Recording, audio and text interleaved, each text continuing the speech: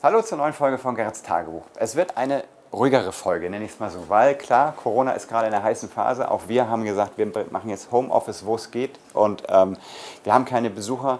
Wir müssen jetzt nicht auf Krampf weiterbauen. Das heißt, wir haben es alles jetzt mal für diese heiße Phase verlangsamt.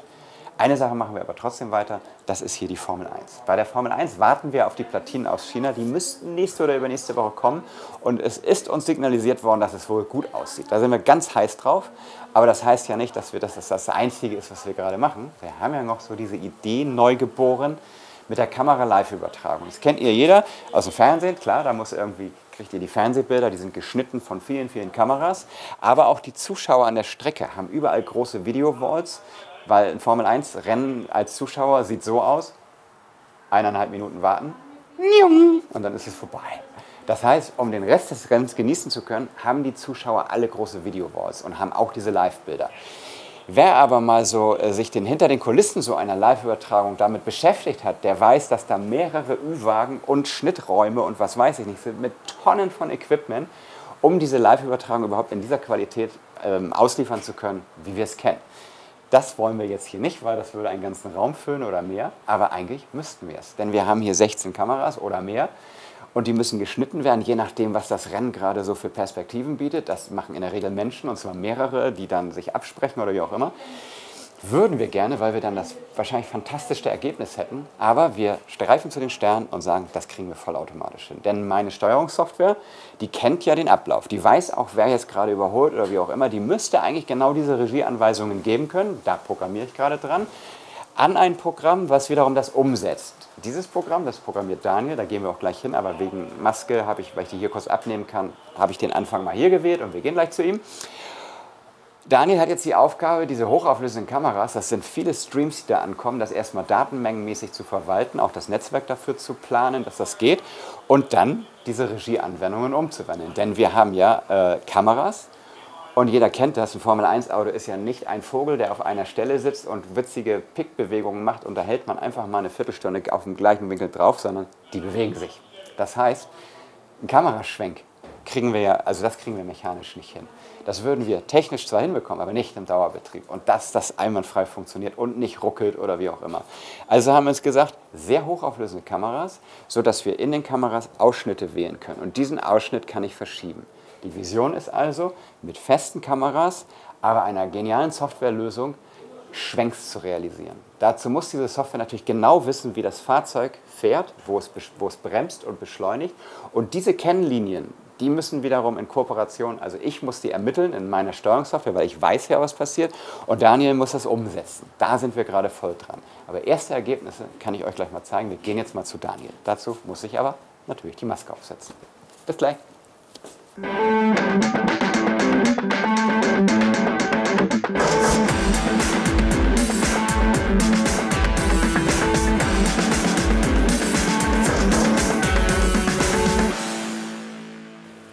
So, jetzt sind wir bei Daniel angekommen, und ich zeige mal sozusagen nennen wir es mal die Spielwiese, die wir uns so über die Wochen erschaffen haben, oder du die mit den Modellbauern primär. Genau. Weil nach dem Motto, hier ist so ein bisschen alles, was wir auf der großen Rennstrecke auch haben werden, und wir haben hier, wie du so schön gesagt hattest, entwicklergeeignete Häuser. Genau. Die sind alle schon ein bisschen mitgenommen, aber deswegen hat der Modellbau auch gesagt, ja, die darfst du haben. Die darfst du kaputt spielen.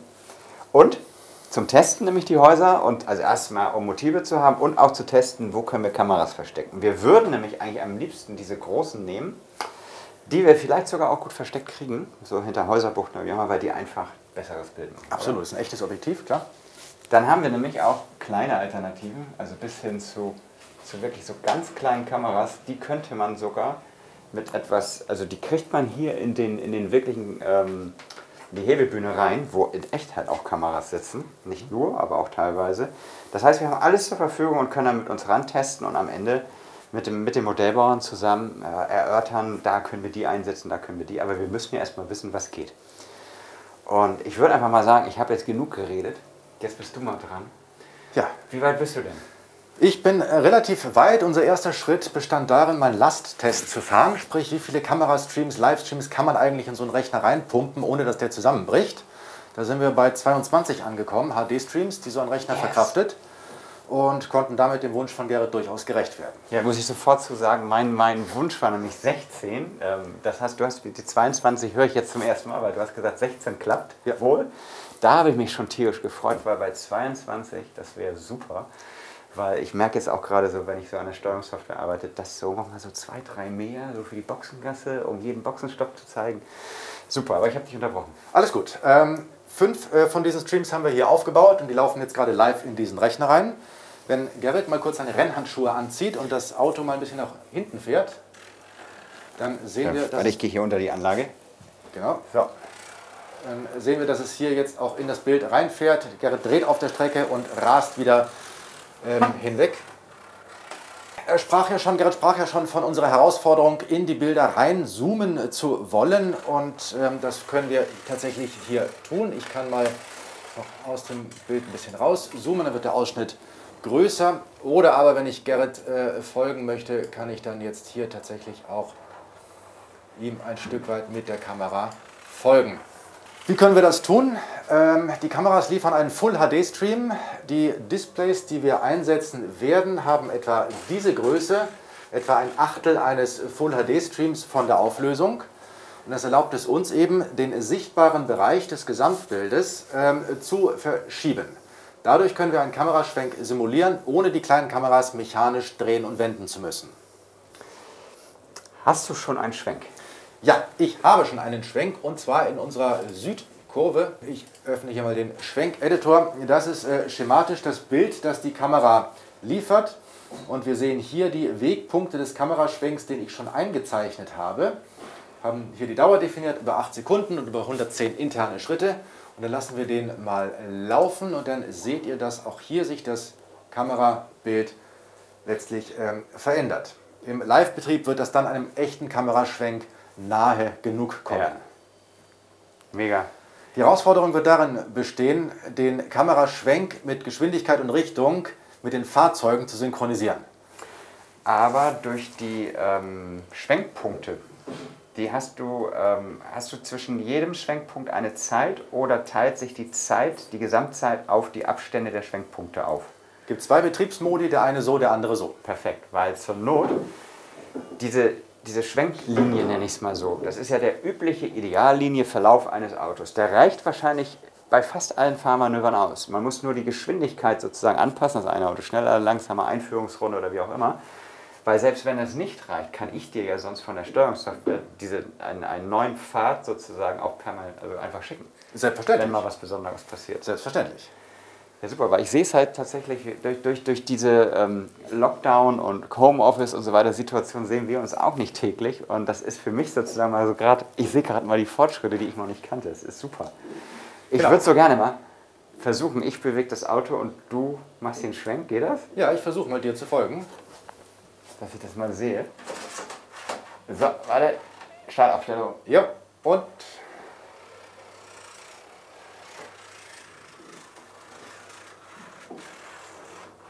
ja. Ist grundsätzlich Das machbar. wird.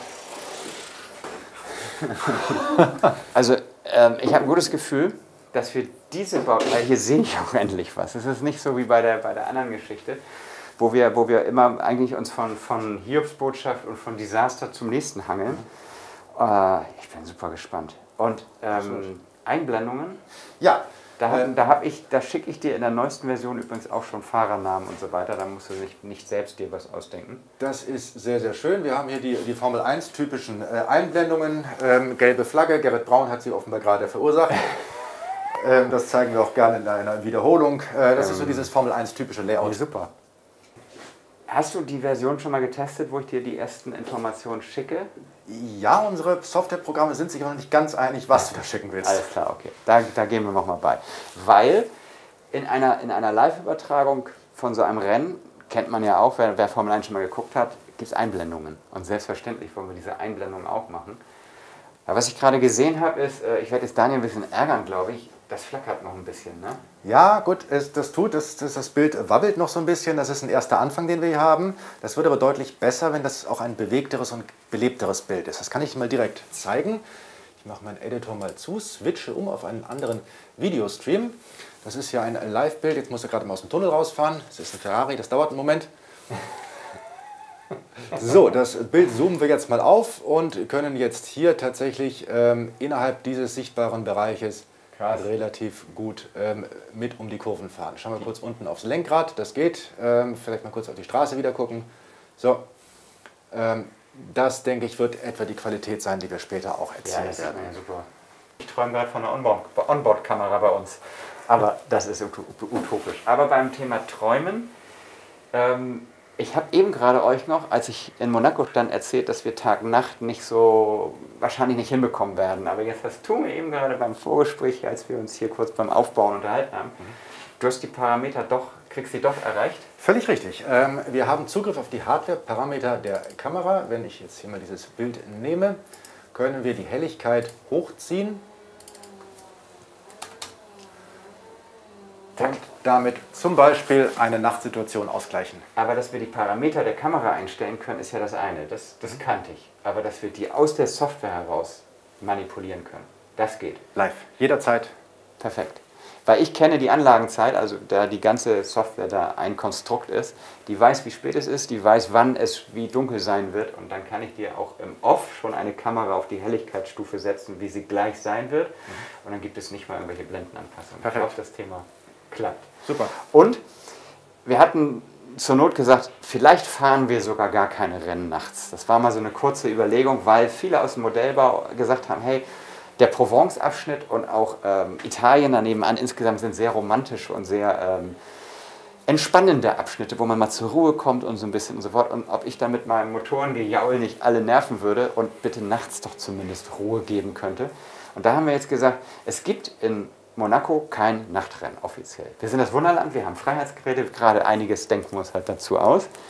Und dann haben wir uns gesagt, okay, wir fahren auf jeden Fall mindestens die Formel E, werden wir auch nachts fahren, weil die ist still. Und dadurch haben wir auch Flutlicht, durch das Flutlicht könnten wir wahrscheinlich auch Kameraübertragung machen. Genau. Das ist auf jeden Fall unser Lösungsansatz. Ob wir dann auch mit den Formel 1 Boliden durch die Nacht lärmen werden, das müssen wir noch mal schauen. Aber die Formel E kann auf jeden Fall nachts einspringen. Das ist schon mal eine Idee. Genau. Gut, dann würde ich sagen, wir sind hier auf dem besten Wege. Ich freue mich total, das irgendwann natürlich eine echte Anlage zu sehen, aber das hier macht schon echt Vorfreude. Genauso groß ist meine Vorfreude, dass wir nächste Woche aus China die ersten 4 dann hoffentlich funktionierenden Straßenplatinen kriegen sollen. Für die, die nicht so oft zuschauen, die Strecke ist eine Elektroplatine. Das ist also der Antrieb ist die Straße selbst. Und das sind große Platinen, die ein bisschen flexibel sein müssen, die 6-lagig sind mit Blind Weirs und so weiter. Diese Fachbegriffe lasse ich mal euch jetzt aus, aber die machen es sehr schwer für Hersteller, das zu produzieren. Und das ist eigentlich seit 1,5 Jahren ein großes Thema. Und wir haben die Strecke komplett neu geroutet. Da werdet ihr auch Stefan nächstes Mal kennenlernen, denn der hat da Tag und Nacht dran gearbeitet über die letzten Jahre. Und der wird euch so ein bisschen den Testablauf, wie testen wir diese Platinen eigentlich zeigen und ähnliches. Und wenn diese Platinen funktionieren, dann könnt ihr euch nicht vorstellen, was für uns für ein Stein abfällt. Weil wir haben kurzfristig gedacht, das Formel-1-Projekt ist gestorben, als selbst der einzige Hersteller, der noch blieb, der sagte, wir kriegen das hin, plötzlich merkte, oh, da sind auch technische Probleme. Aber wir hoffen, dass wir dieses schwarze Gold nächste Woche kriegen, dass es funktioniert. Und dann haben uns auch gesagt, wir werden dann zwar den Knopf, wie wir es nennen, drücken, dass wir die restlichen Platinen bestellen. Die dauern dann noch mal so 3 Monate ungefähr, bis diese ganze große lange Strecke dann kommt. Aber wir werden diese 4 Platinen etwa 3 Meter dann fertig in Monaco einbauen, verkabeln und so weiter und so fort. Und dann freue ich mich einfach auf den Tag, wo das erste Mal auf schwarzem Asphalt ein echtes Formel-1-Auto gefilmt mit deinen Kameras auf dem Bildschirm oben zu sehen ist. Ey, ich würde es mir so wünschen. Das haben wir auch, finde ich, langsam mal verdient. Genauso wie wir alle verdient haben, dass wir uns mal wieder im normalen Leben hier sehen können. Da müssen wir wahrscheinlich noch ein bisschen Geduld haben, aber ich freue mich auf jeden Fall sehr drauf. Bleibt gesund, bis bald. Tschüss.